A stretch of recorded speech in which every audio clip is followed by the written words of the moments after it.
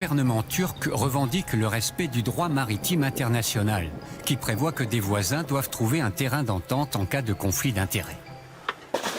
La Turquie elle-même n'a jamais été signataire de la Convention des Nations Unies sur le droit de la mer et ne se sent donc pas tenue de respecter ce traité. Mais pour Ankara, la mer ne peut pas appartenir à 10 millions de Grecs si 80 millions de Turcs doivent se contenter de la plage. Il faut que tout ça se passe avec une diplomatie correcte, non pas avec une diplomatie de gunboat, comme ils appellent, de bateaux militaires.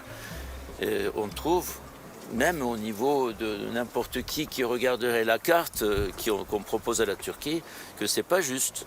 Et c'est pas une histoire d'un caïd qui essaie d'imposer sa loi à l'Europe, c'est pas du tout ça. C'est que la Turquie sent que l'Europe défend une cause qui n'est pas juste. L'Europe qui se met complètement derrière la Grèce pour cette cause, c'est pas juste.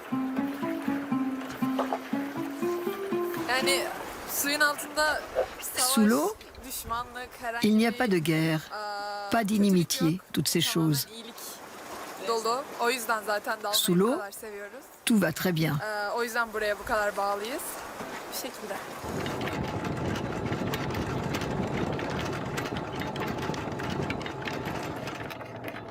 On a des amis en face, et nous on vit avec eux et on veut vivre avec eux en paix. Et pour nous, la Méditerranée, il faut que ce soit une mer de paix. Moi, je préfère personnellement qu'il n'y ait pas de forage pétrolier du tout dans la Méditerranée, parce que je sais qu'un jour ou un autre, on aura une grande catastrophe écologique dans la région.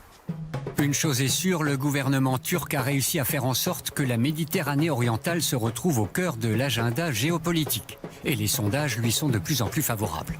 La personnalité du président turc, elle a toujours été faite de discours musclés.